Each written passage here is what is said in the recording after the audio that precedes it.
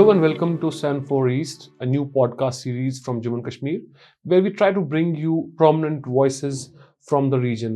And today we have with us Mr. Imran Navidar, who is the official spokesperson of the National Conference. He is considered one of the senior leaders of the party, and he has actually quite a varied experience when it comes to his career. He has served as a journalist, एक think tank में भी, आप Delhi policy group जो थी दिल्ली की, वहाँ पे उन्होंने काम किया है, और इसके साथ ही साथ एक एकेडमिशन भी है यहाँ की, जो जम्मू कश्मीर की लीडिंग यूनिवर्सिटी है IUST, उसके अंदर इन्होंने 2-2.5 साल काम किया। और इनफैक्ट काफ़ी सारे जर्नलिस्ट जो आज कश्मीर के अंदर ऑपरेट कर रहे हैं, काम कर रहे हैं, उनको पढ़ाया है। तो I would like to welcome you to our show mister Imran. Thank you ji. Sujan. तो जैसा कि मैंने कहा कि आपका बहुत वैलिड एक्सपीरियंस है, जी। जर्नलिस्ट, थिंक टैंक में थे आप, उसके बाद अब सियासत में। थोड़ा आपको आप पर्सनल जर्नी बता सकते हैं कि कैसे फ्रॉम जर्नलिज्म टू पॉलिटिक्स, उसके बारे में। मैं बेसिकली एक पॉलिटिकल फैमिली से बिलोंग करता हूँ। मेरे वालिद साहब मरहूम गुलाम नबी डार साहब 2 टाइम MLA रह चुके थे कुलगाम कॉन्स्टिट्यूंसी से। एंड जब मिलिटेंसी स्टार्ट हुई, वो आपको ही मालूम होगा किस तरीके से उस टाइम पे किन हालातों में क्या हुआ। तो 96 में उस कॉन्स्टिट्यूंसी को डॉक्टर फारूक साहब ने तारिक आमिर साहब के हवाले की। But my father still continued to be part of actively involved in politics and he was उस टाइम पे अनडिवाइडेड पूरा साउथ कश्मीर था, मतलब अनंतनाग, कुलगाम, शुपियन, पुलवामा एक ही ऑर्गेनाइजेशनल डिस्ट्रिक्ट था, and he was heading the whole area in south Kashmir. तो अनफॉर्चुनेटली 2006 में he was assassinated in Kulgam in a bomb blast. I was still studying उस टाइम पे। I was at Jamia Millia Islamia में। उस टाइम पे जामिया मिलिया में एक नया इंस्टीट्यूशन खुला था, पीस एंड कॉन्फ्लिक्ट स्टडीज़ में। वहाँ से मैं डिग्री कर रहा था और मतलब मेरा एंड सेमेस्टर था। सो उस टाइम पे वो एक अनफॉर्चुनेट इंसिडेंट हुआ। तो उसके बाद then I continued my journey. I sort of worked there, as you rightly mentioned। मैं वहाँ एक दिल्ली पॉलिसी ग्रुप था, एक पॉलिसी ग्रुप, बहुत ही प्रोमिनेंट पॉलिसी ग्रुप, जिसमें पॉलिसी मेकर्स दिल्ली में और जम्मू कश्मीर के रिलेटेड बहुत सारी चीज़ें, जो एक बहुत बड़ा एक्सपीरियंस मुझे मिला। मुझे बहुत मौका मिला वहाँ पर पॉलिसी मेकर्स से बात करने का, उनकी बात समझने का। I was very young at that point of time and I had the opportunity to go to EU also। मैंने यूरोपियन पार्लियामेंट में भी through that group only I worked there for some time, for a month or so। So मतलब at least I was there for like 3 years। then यहाँ पे university एक नई खुली थी, मतलब 2007 के करीब। So I decided that why not, because मैंने simultaneously I had cleared the exams also, net SLET मैंने क्लियर किया था। तो I sort of thought कि like let us try to go to that kind of a field। उस वक्त तक भी आपका बेसिकली लीनिंग एकेडमिक्स ही थी उस वक्त आपको? Absolutely। I had because मेरे घर में कुछ ऐसा माहौल बन गया था, because we had a tragedy। so I was not aversion हो गई थी पॉलिटिक्स की बेसिकली? मेरी ज़्यादा नहीं, but my mother was not too comfortable for me। yes। because जिस टाइम पे ये हुआ, उस टाइम पे डॉक्टर फारूक साहब हमारे यहाँ आए, और he expressed his condolences। and doctor Umar साहब ने, और ये बात मैं यहाँ बताना चाहता हूँ, because मैं जब दिल्ली में था और उस टाइम पे मेरा कहीं पे किसी पॉलिटिशियन के साथ कोई कनेक्शन नहीं था, except for my father. But when this incident happened, I was like lost, because वहाँ पे कोई था ही नहीं। I was alone there in the university. I woke up with this terrible news and there was nobody from my family और from immediate जो होते हैं।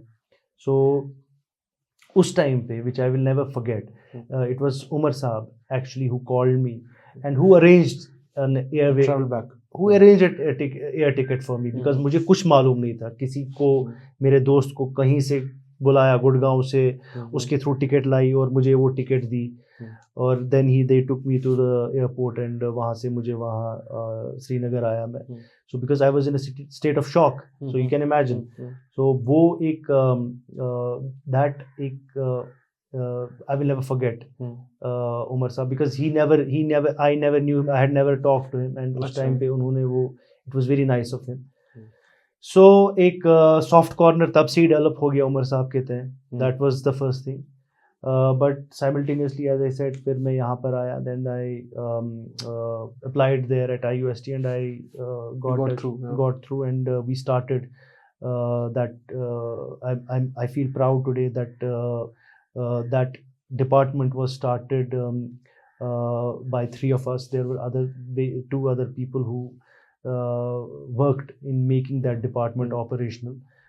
सारा syllabus वगैरह, and that was the first department and the first which was offering a course in conflict reporting also. So it was a good experience. I worked there for 2.5 years. Then I simultaneously I was working with the Rising Kashmir also. So then 2014 election, and Umar Saab said ki why don't you come and be part of this political journey. So 2013 में formally मैंने join. 2012 से मैं I was in touch with them. So 2013 में I joined the Youth National Conference. So उसके बाद how do you compare, मतलब 12-13 साल आपको पॉलिटिक्स में हो गए हैं, तो are there days when you are happier that you've left, वो छोड़ दिया, या are there days जहाँ पे रिग्रेट करते हैं कि नहीं शायद? नहीं, आई थिंक तब से एक जो मेरी जर्नी रही है पॉलिटिक्स की, ट्यूमल्टस स्मूथ नहीं रही है. मतलब जैसा बोला जाता है कि लेगेसी है, या although my father has worked and there are n number of people who benefited because of his politics, because of the way he operated himself as an MLA. But मेरी जर्नी बहुत tumultuous रही. मतलब जैसा वो बोला जाता है, I didn't have a silver spoon, I had to teach myself. मुझे खुद अपने आप को टीच करना था, बिकॉज मेरे लिए कोई नहीं था वहाँ पर सिखाने के लिए. And in a place like Jammu and Kashmir, मतलब जो हर दिन यहाँ पे कोई नई नई चीज़ें होती रहती हैं, and in a big party like national conference. हालांकि I am quite thankful to my seniors in the party, जिन्होंने always who guided me, and खासकर उमर साहब ने जिस तरीके से मेरा हैंड हेल्ड किया और gave me opportunities. And Aahista Aahista I started climbing the stairs, and it happened because of my perseverance also. But you are right. I mean, I take it as it's still a learning process for me. I have not had the chance to actually help the way I wanted to, but I'm still trying my best to make some sort of a change in people's life.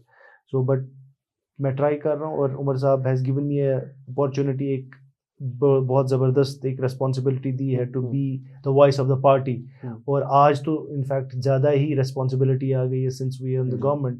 सो मुझे लगता है कि पिछले जो 6 सालों में that was also challenge after 2019 के जिस तरीके के हालात बने, हमने किस तरीके से पार्टी का जो पर्सपेक्टिव है, पार्टी का व्यू पॉइंट है, इन spite of all the challenges, हमने आगे रखा. और आई रिमेंबर जब हम नवाई सुबह जाते थे तो वहाँ पर पहले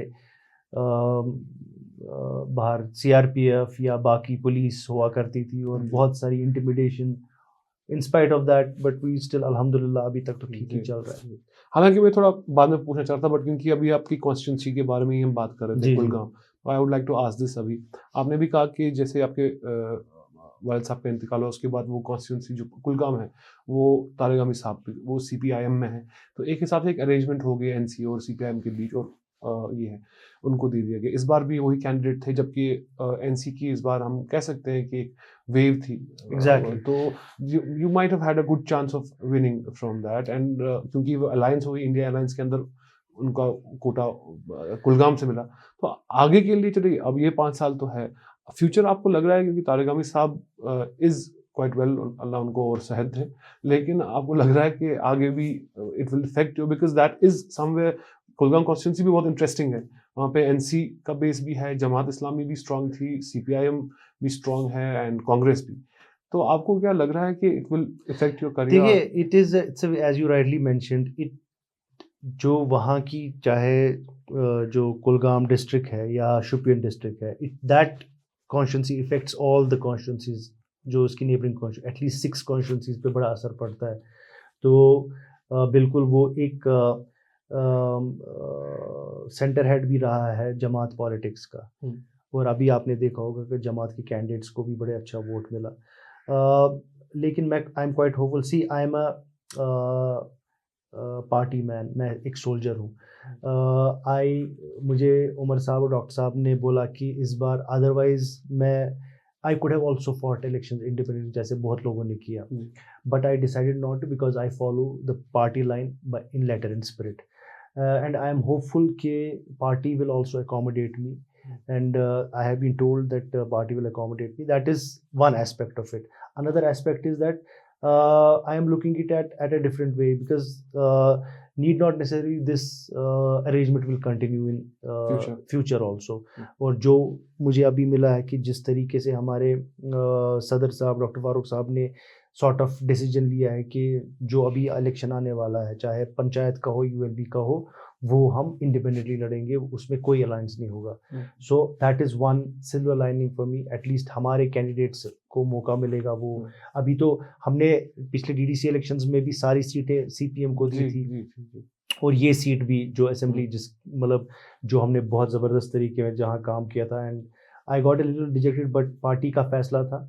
एंड आपको ये भी मालूम होगा कि तारिक आमिर साहब की पार्टी उतनी इस बार स्ट्रॉन्ग, बिकॉज डिलिमिटेशन के बाद जी बिल्कुल वहाँ पर डायनेमिक्स चेंज हो गए थे। Margin of loss was much laser.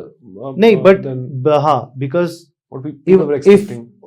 और वहाँ से जो जमात का भी एक इन्फ्लुएंस था, बड़ा जबरदस्त एक फाइट रही वहाँ से। He also got good number of votes. So Congress तो है नहीं वहाँ पर, तो जो basically it was a Jamaat delimitation के बाद जमात जो prior to 1989 it was Jamaat versus NC, दो ब्लॉक्स थे वहाँ पर। फिर ये जो एनसी का था वो entirely when we give that seat to CPIM के पास पहले अपने कोई वोट नहीं थे। जब तारिक आमिर साहब लड़ते थे पहला इलेक्शन 77 या 83 या 87 में, he would never cross 1500 votes. So उनको ये जो सारा एनसी का वोट बैंक सारा ट्रांसफर होके उनके पास चला गया। This is basically NC vote bank. बिल्कुल।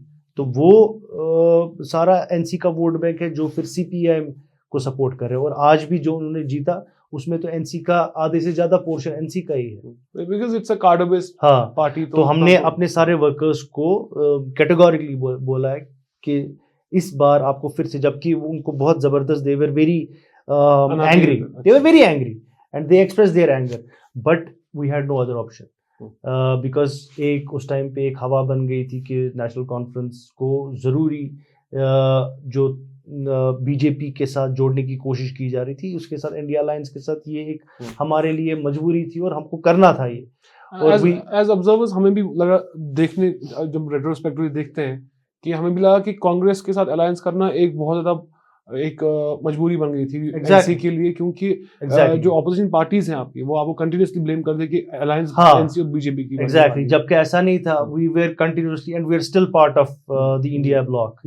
सो कभी कुछ ऐसी चीजें करनी पड़ती हैं जहां पर पार्टी कंफर्टेबल नहीं होती है। लेकिन ये पूरे जो इतना बड़ा ये जो मैथमेटिक्स है, इसमें आपकी सीट का सैक्रिफाइस हो रहा है basically. Unfortunately in a way, Kulgam is very kind of important for the India alliance. Exactly. It is important, and it will remain important, because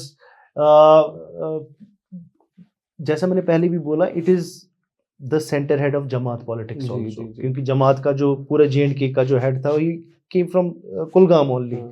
So हमारा एम्फेसिस उस सीट पे कंटिन्यू रहना चाहिए, और जो कि हमारा रह रहा है। जमात बिकॉज आप है कुलगाम से, तो आपकी मेमोरीज क्या है? जो आपने कहा कि मेन राइवलरी एनसी और जमात के बीच थी, और Kulgam kind of played as a platform for that. I was too young. Memories क्या है उस टाइम पे? I was too young, but what I heard about Jamaat is जो my father won two back-to-back elections, 77 में और 83 में, and both elections he defeated the Jamaat candidate. और फिर 1987 में जिसमें बोला जाता है रिगिंग का, so my constituency, Kulgam constituency was one of the constituency जहां पे Jamaat candidate won, and he won by a margin of only 1500 votes. तो मैं ये बार बार बोलता रहता हूं कि अगर हमको रिगिंग ही करनी थी तो हमको 1500 वोट, उन 1500 वोटों पे भी रिगिंग कर देते। वहाँ अब्दुल रज़ाक मीर साहब मरहूम, उनको भी फिर शहीद किया गया। वो he won that seat अच्छा by defeating my father by margin of only 1500 votes. अच्छा So मैं हर किसी जगह पे बोलता हूँ, I don't believe this narrative of 1987 rigging. मैं बार बार बोलता हूँ कि अगर रिगिंग करनी ही होती तो हमने भी वहाँ पे, क्योंकि वो तो मेजर सीट थी, सबसे इंपॉर्टेंट सीट तो जमात के लिए कुलगाम ही थी, बट वहाँ पर तो कुलगाम कैंडिडेट ने आराम 1500 वोटों से जीता. So that is what my this thing is, and I have sort of I remember, I mean when we had to leave Kulgam, I mean I remember कि किन हालातों में हमको निकलना पड़ा उस टाइम पे.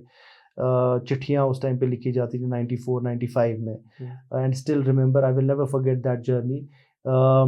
ट्रक में हमको निकलना पड़ा वहाँ से, क्योंकि उस टाइम पे ऐसे हालात हो गए थे कि we were sort of hiding, and रात के बजे हमको निकलना पड़ा in a truck, not in a normal car.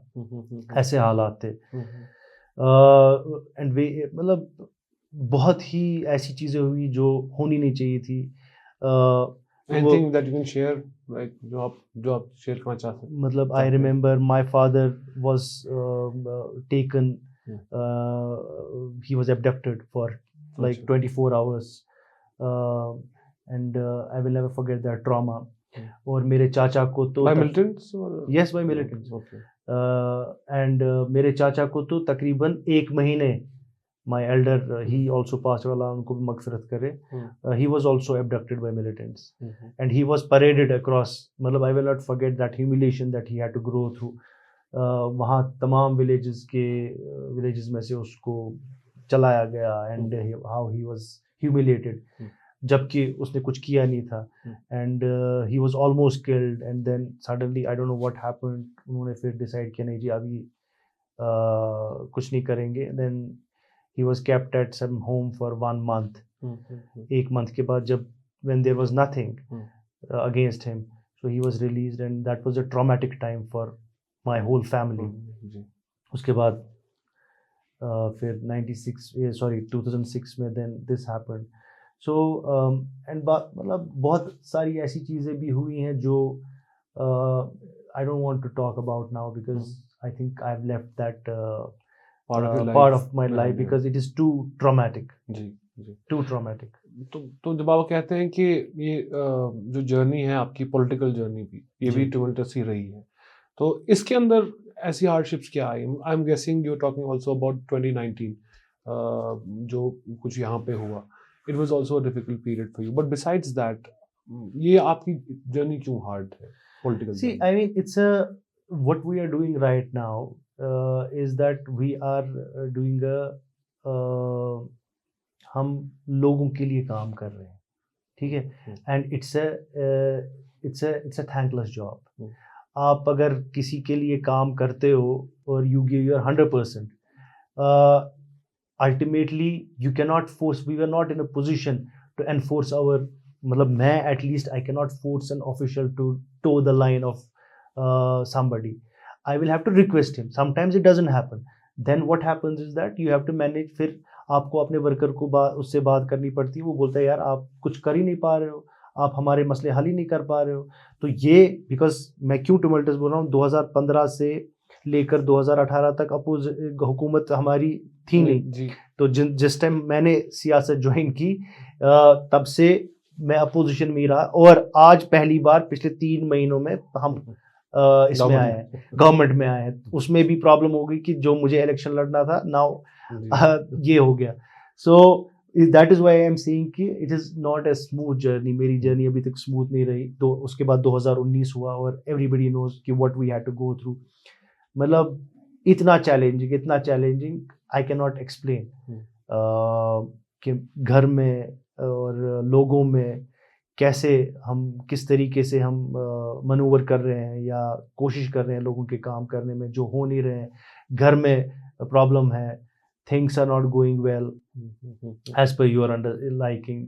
आप कहीं पे चल, सो चैलेंजेस हर किसी जगह, मतलब सोशली भी बेसिकली इफेक्ट हुआ है बहुत ज्यादा. सोशली मेजरली तो सोशली होता है. कैसे सोशली कैसे? बिकॉज मैं अपने आप को देखता हूँ कि आई वुड, अगर मैंने एकेडमिक्स फॉर एग्जांपल एक पैरेलल यूनिवर्स में मैं देख रहा था एकेडमिक्स में, जो मेरे साथ है, जिन्होंने मेरे साथ स्टार्ट किया था एकेडमिक्स से, they are right now associate professors and they are quite settled in their life. Hmm. Ultimately life में क्या चाहिए आपको? Life में Yeah. आपको चाहिए कि आपने family बनाई, but उनकी you have to have some sort of a एक आपको अपनी family Stability. को कुछ stability देनी है. जी. I don't have that stability in my family. Hmm. So that is something that is haunting me continuously, that Mhm. stability factor. Mhm. But one thing that is giving me is still asking me to go with this kind of a journey is that कहीं पर मुझे लगता है कि अगर 10 में से 2 लोगों के मसले में हल कर देता हूँ, I feel myself as the happiest and luckiest person in the world, because जो दुआ फिर वो देते हैं वो मेरे लिए सब कुछ है. आई नो इसके लिए मुझे बहुत सेक्रीफाइस, मैंने अपना कैरियर सेक्रीफाइस किया, I have sacrificed everything, social life तक में बिकॉज कभी समटाइम्स आई फील लाइक मतलब my family wants me to stay with them, but I cannot because I have to meet people, I have to go to conscience, I have to go around, I have to talk to press and all. I cannot give more time to my family जो वो deserve करते थे. उस time पे मुझे लगता है कि इनके साथ ये जुल्म हो रहा है. मुझे लगता है 2019 एक जिस हिसाब से आप बात कर रहे हैं, मुझे लग रहा है कि 2019 में तो फिर आपको और ही मुश्किल हुआ होगा ये कॉन्टेक्सचुअलाइज करना सारा और वो तो जस्टिफाई करना कि वो तो फिर एक जैसे बोल्ट फ्रॉम द ब्लू होता है, वो तो फिर वही हो गया. I think for all of us Kashmir में जितने लोग हैं मतलब मतलब मेरे लिए तो जो मैंने सोचा था वो तो कंप्लीटली उसके अगेंस्ट हो गया. And there was no silver lining anywhere. I mean, it was all dark. जी. The kind of situation that I remember मैंने हालांकि स्टोरी भी की है वो कुछ 5 अगस्त होने के कुछ दिन बाद शायद सितंबर में पहली बार हम एनसी ऑफिस तो जा रहे थे, तो फर्स्ट टाइम वहाँ पे हमें, क्योंकि वो भी सील था बहुत टाइम तक. हाँ. तो फिर फर्स्ट टाइम हमको जब वहाँ पे अकबर लोन साहब थे और हसन मसूदी साहब थे, I think because they were the MPs there, तो हम उनसे अचानक हम गए वहाँ पे और उनसे मिले. तो मैं इंटरव्यू कर रहा था, तो उस टाइम लैंडलाइन भी ब्लॉक थे, तो पहली बार लैंडलाइन बजा वहाँ पे. तो मुझे याद है कि एकदम जश्न वाला माहौल हो गया एनसी ऑफिस के अंदर, लैंडलाइन बजा.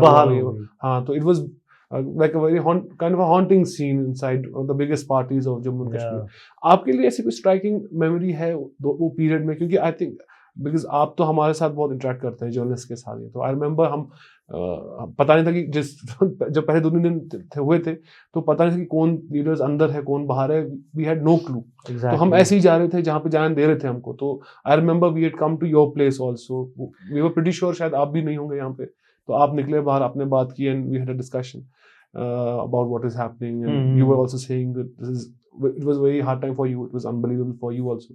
तो striking memory ऐसी है उस period? Striking memory, for 5 days I was not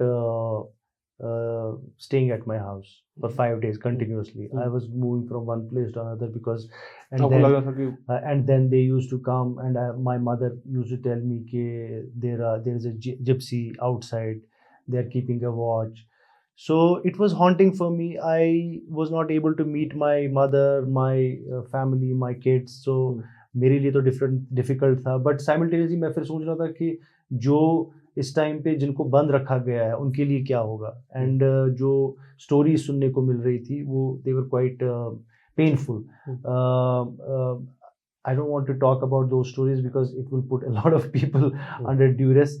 तो बहुत ऐसी चीज़ें देखी हमने कि जो नहीं होनी चाहिए थी. खासकर मतलब जो एक्सपेक्टेशंस थी कि अगर कोई लोकल ऑफिसर होता ही would have at least given some sort of consideration, but नहीं दे पा रहे थे वो. I don't know why, what made them so brutal. We were not criminals, मतलब हमने कहीं पे कोई गलत नहीं किया था, but we were being treated as criminals. और अपने ही लोग कर रहे थे जो कल तक हमारे साथ चाय पी रहे थे बैठ के आराम से. और ऐसे लोग जो आज क्या बात मैं करूं अब उनके बारे में, but it was not to me only. I mean they were so brutal with their methods that it sends a shiver down my spine कि what made them do it, what was the catch for them. क्योंकि afterwards after मतलब जो मैं आज देख रहा हूँ मुझे नहीं लग रहा है उनकी ज़िंदगी में कोई चेंज आई है, चाहे उनके पोजीशन के तहत या कहीं पर. they didn't get anything out of it. So I don't know what made them do those kind of things, only they can explain. I want two questions. Will you be able to move on from this? And what about your colleagues in NC, whether it's Umar or anyone else? Is it easy for them to move on? या ये रहेगा हमेशा? नहीं, वो तो जो पहले आपका बताइए खुद का, and मतलब then- मैं बोल रहा हूँ ना, I don't think I will ever forget the humiliation that I faced for no fault of mine. मतलब एक तो हम एक नैरेटिव चला रहे थे यहाँ पर कि we need to be part of the mainstream politics. I was getting people, I sort of weaning them away from separatist ideology. We were working hard, and मैं अपनी कॉन्स्टिट्यूंसी की बात करूँगा जिस तरीके से मैं अपनी कॉन्स्टिट्यूंसी वहाँ जो you would also know कि कितनी infested है with that radical ideology. बिल्कुल. मतलब militancy कितनी थी, बाकी सब चीज़ें, working in such an atmosphere, putting your life at risk and telling them no, we have to जो हमारी situation है is better with India. Now you are being accused of fostering hatred against India by the same administration जिसके लिए आप काम कर रहे हो. So ये मुझे लगा कि एक कमर में खंजर गोपने के बराबर था, और I still cannot reconcile with the fact that this has happened with You me. were treated this way. Same is the case with my leaders also. अच्छा. मतलब बट अभी देखिए क्रिटिसिज्म बहुत है. जैसे उमर अब्दुल्ला का बोल रहे हैं कि he is becoming too friendly with the centre and this thing. So does that point out to a kind of a moving on, or is it just the need no, of the first of all, I do not agree to this kind of an assumption of being friendly. Why would he be friendly? He is not BJP. They are not our friends. Umar Saab is an elected chief minister, and Prime Minister Modi is an elected prime minister of the party. Whatever Umar Saab has said, he has said that as a CM, not as an individual. And the kind of respect that the chair deserves, he has given that kind of a respect to PM. It is the chair that demands respect, and the respect is given to the chair. So I fail to understand why media is making an issue out of a non-issue. This is very strange. Or you have to understand one thing, कि we live in a federal structure, और federal structure में अगर आप relations union government के साथ ठीक नहीं रखोगे तो फिर आपका काम कैसे चलेगा. और ये सिर्फ बीजेपी के साथ नहीं हुआ. अगर आप देखोगे जब यूपीए सरकार थी, जो भी कोई सेंटर में सरकार होती है, उनके साथ रिलेशन रखना अच्छे रिलेशन रखना स्टेट गवर्नमेंट या यूटी गवर्नमेंट के लिए इम्पोर्टेंट है. अगर आप रिलेशन नहीं रखोगे देन आपके काम नहीं निकलेंगे. इमरान साहब, आपने अभी मेंशन किया कि मीडिया को आपने मेंशन किया कि एक assumption कर रहे हैं कि that Umar is getting friendly with BJP and all. But this is not the only grouse that you have with media. In our discussions we've had, and you said that media operated very differently, and we all know that is totally true. Also that you are from the media, आप journalist भी रहे हैं, तो अब आप media को कैसे देख रहे हैं इस टाइम पे? क्या क्योंकि 2019 से 23-24 तक तो एनसी इकोसिस्टम में हमें काफ़ी गुस्सा दिखता था, irrespective of the kind of reporting that we did and all. चाहे आप अच्छा कर रहे थे, अच्छा करने की कोशिश करते या बुरा कर रहे थे, थोड़ा सा एक वो लव हेट था. अब आपको क्या लग रहा है इसको देख? देखिए, आई मस्ट कमेंट मैं जो यहाँ के ट्रू जर्नलिस्ट्स हैं, because we need to understand, कुछ लोग यहाँ पर जो सो कॉल्ड अपने आप को जर्नलिस्ट बोलते हैं, who do not understand A, B and C of journalism. There has to be some sort of a difference in journalism, in journalists. And I have seen under which circumstances journalists have worked, and I salute the will of Kashmiri journalists कि in spite of challenges उन्होंने ऐसी stories की हैं. They have taken the center head on. So I respect them. I respect all of you and the kind of stories that you did. And I know इतने जो मैंने खुद personally देखा किस तरीके से जब इंटरनेट बैन था, कैसे आपने स्टोरीज कैसे फाइल कर रहे थे. मतलब अनप्रेसिडेंटेड सिचुएशन थी, इंसान ने कभी सोचा भी नहीं था. लाइन लगी होती थी यहाँ पर जो गोल्डन ट्यूलिप होटल है. आई रिमेम्बर वंस मैं वहाँ पर गया ऐसे देखने की. I just wanted to see कि what is happening. I went there and I saw कि किन circumstances. Very humiliating for us as well. मतलब पूरी कंट्री के जर्नलिस्ट कभी ये इमेजिन नहीं कर सकते हैं इसमें ऐसे तरीके में काम करना. So hats off to Kashmiri journalist for doing what was unthinkable and saying things which actually put their life in under risk, और जिसकी वजह से बहुत जर्नलिस्ट ने बाद में they had to face the consequences. So which should not have happened because they were just reporting what they saw. बिल्कुल मैं ज़रूरी नहीं है मैं कभी हर किसी जर्नलिस्ट के व्यू पॉइंट या उसके ओपिनियन से एग्री करूँगा.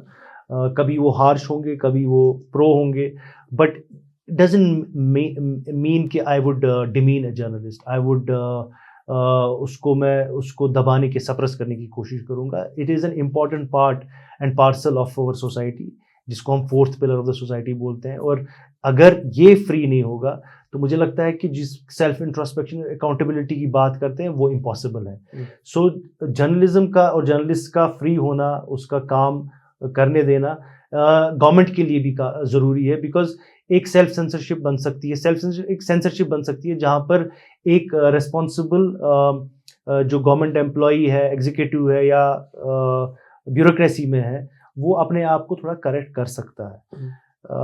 तो अभी भी हम सिचुएशन ऐसे ही देख रहे हैं. हम चाहते हैं कि जर्नलिस्ट ऑब्जेक्टिवली देखे हर किसी चीज़ को जो उसने पढ़ा है जर्नलिज्म में, जो जर्नलिज्म सिखाती है कि ऑब्जेक्टिवली देखे, ना कि सब्जेक्ट को देखे कि अगर कोई सब्जेक्ट अच्छा है उसके खिलाफ स्टोरी नहीं करनी है या किसी के साथ फ्रेंडशिप है.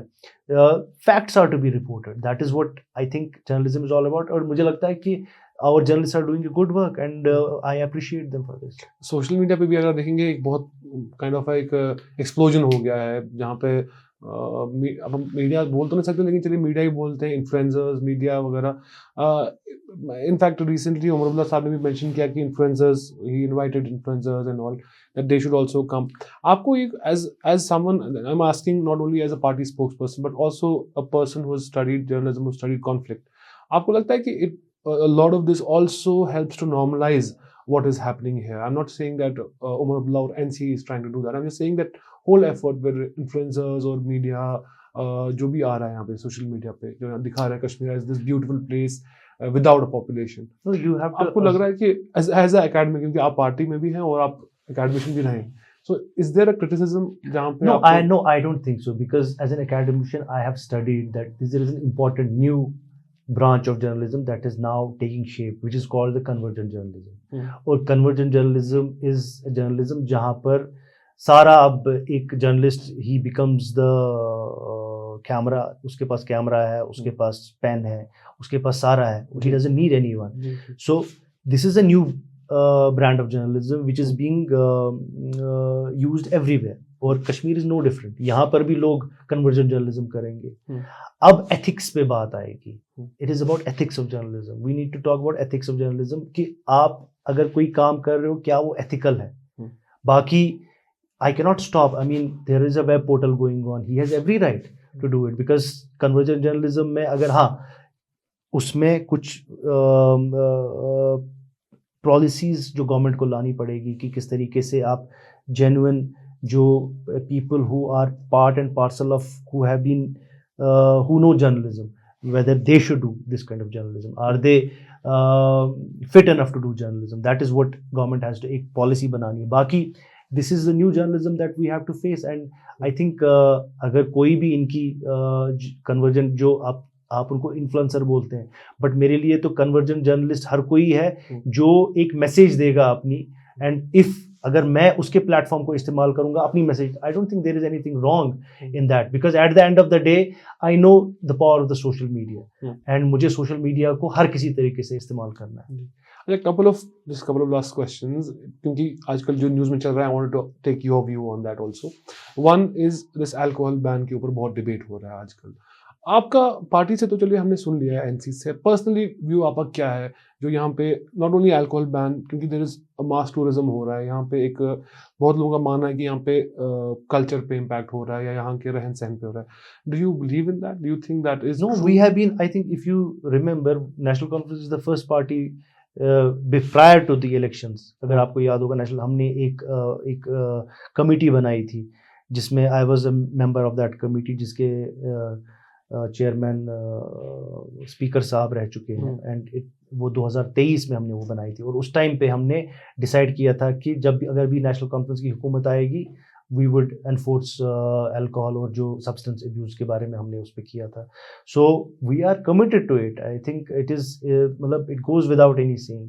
अब प्रॉब्लम ये हो गई कि इसमें नेशनल कॉन्फ्रेंस ने ऑलरेडी अपने मैनिफेस्टो में ये सब चीज़ें लिखी हुई थी. अब प्रॉब्लम ये हो रही है कि लोग जो हमारी मुखालिफ पार्टीज़ हैं वो सोशल मीडिया पे लाइक्स करने के लिए इन बिल्स को पहले से ही डिस्कस कर रहे हैं लोगों में, डोमेन में, जबकि इसका डिस्कशन असेंबली में होना चाहिए.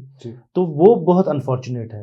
हम वो नहीं चाहते थे. अगर उनको जो बात करनी है, असेंबली इज़ द फोरम इसके लिए. और मुझे लगता है कि हर कोई चाहता है यहाँ पर बेरहवी ना हो. कोई ऐसा नहीं होगा कि ये, in fact I was just going through, even BJP is supporting this, so nobody is pro alcohol. मतलब ऐसा हो ही नहीं सकता है. और खासकर नेशनल कॉन्फ्रेंस, हमने we are committed to root out this evil from our societies. So उसके नुआंसेस होंगे, उसकी किस तरीके में वो एनफोर्स होगा. All this will be decided in the assembly. So let assembly take the final call. वो किस तरीके से इसको बैन को लाएंगे, क्या करेंगे, सिलेक्ट कमेटी बनाएंगे, कहाँ पे क्या करेंगे, it is we should wait. It is just a matter of couple of days now. मुखालिफ पार्टीज की आपने बात कही, उनमें से आप, क्योंकि there was a alliance also, the Gupkar alliance जो बोलते थे, तो उसमें से आप सबसे ज्यादा डिसअपॉइंट किसके साथ हैं? If you can name names also, it's not an issue for us, but People's Conference अच्छा सबसे ज्यादा डिसअपॉइंटिंग रही. बिकॉज उसकी वजह क्या है? मतलब मुझे याद है when they were part of PAGD, और बहुत बड़ी बातें, और सजार लोन साहब जब गुपकार आए, मैं भी वहीं पर था, उन्होंने माफ़ी मांगी डॉक्टर साहब से कि मैंने आपके मुतल्लिक पर्सनल कुछ अटैक किया, मुझे नहीं करने चाहिए थे. कुछ टाइम के बाद उन्होंने, ही वॉज इन दिल्ली से प्रेस नोट आया KNS को कि he is exiting the PAGD. और फिर जब हमने पता किया तो वो पता चला कि जी बड़ा भाई छोटा भाई का सीन है वहाँ पर. सो अब वो मॉरल लेसन्स दे रहे हैं हमको, तो मुझे इस पे हंसी आती है. मतलब आई फील लाइक, मतलब our memory is not so short. We all remember कि किस तरीके से इन्होंने डिच किया एक कॉमन वॉइस को. लेकिन उनका आर्गुमेंट ये है कि एज आई सेड अर्लियर कि अब NC, आप तो कह रहे हैं कि एक डिसेंट रिलेशनशिप रखना पड़ेगा, फेडरल स्ट्रक्चर है, बट सजाद लोन या बाकी पॉलिटिकल पार्टीज भी जो है, वहीद पारा फॉर इंस्टेंस, वो आपको कंटिन्यूसली क्रिटिसाइज कर रहे हैं कि it is unnatural for NC to get so close to a party which has put the politicians here in such. देखिए, मतलब PDP should be the last party to lecture us on how we need to run our government. अगर आप ये देखें 2018 में किन circumstance के under महबूब, मैं ये बहुत बार ये बोला है, because but unfortunately I don't know why there is no response from the PDP, कि अगर महबूबा मुफ्ती साहिबा एज अ CM थी, उसको अगर किसी ब्यूरोक्रेट ने फ़ोन किया वहाँ पर, what force her to resign? She was an elected chief minister. She, अगर even if BJP had taken away the support, she could have continued to remain as the CM. No force in the country would have forced her to remove, मतलब resign करने के लिए. What she could have done is she could have just said, I have the numbers. और यहाँ से national conference ने already उनको बोला था कि we will support you. उनको बस इतना बोलना था कि I have the numbers and let us go to the floor. और वहाँ पर हम अपने numbers दिखा देते. हम उनको सपोर्ट, हमने बोला था उनको 2018 में. So why did she resign as a chief minister? उसने तो पूरा जो BJP और RSS का जो डिजाइन था उसने तो एनफोर्स किया. वो if she wanted to stop it she could have, she had the power, and I have not seen any kind of response from her till date. अभी तक उन्होंने इस बात पे कही. So they should be the last person to answer. देखिए, उनकी hypocrisy बहुत हमने देखी. अगर आप रिजर्वेशन का ही इशू लेंगे, आपको याद है वहीद पारा साहब ने एक ट्वीट किया था pro reservation, pro open merit. Immediately Mehbooba Mufti साहिबा ने और उनकी बेटी जो है इल्तिजा, उन्होंने ट्वीट किया कि nobody is authorised, and he was forced to delete his tweet to pander to a particular elect. उस टाइम पे उनको लगा कि अगर हम किसी इलेक्टोरेट को नाराज करेंगे हमको इलेक्शन में नुकसान होगा. आज वही PDP कुछ और बात कर रही है. मतलब जैसे वो बोलते हैं हिपोक्रेसी की सीमा होती है, उनके पास वो सीमा भी नहीं है. क्योंकि आपका सोशल मीडिया अकाउंट काफी वो वॉर ऑफ वर्ड्स चलता रहता है हाँ। पीडीपी और एनसी के बीच में, तो मैंने इसलिए ये सवाल Exactly. पूछा। तो अब we reaching towards the conclusion now, Yeah. आपको अब क्या लगता है कि पार्टी का फ्यूचर क्या है इसके बाद? देखिए 5 years तो मोस्ट लाइकली स्टेबल गवर्नमेंट रहेगी। The lot of promises you made, We are not here for- 370 है, स्पेशल स्टेटस है, जी, जी। स्टेटहुड है, so how are you seeing where will you go from here on? We are not here for 5 years only. Yeah, we are not here for 5 years. we are for a long haul इंशाल्लाह. अच्छा। और हम उसी तरीके से काम करेंगे जिससे लोग basically, it is not a dictatorship, but we will force people to vote for us by doing their work, जो हमने वादे किए हैं। और हमने बार बार बोला है कि हम इंक्रीमेंटली यहाँ पर काम करेंगे।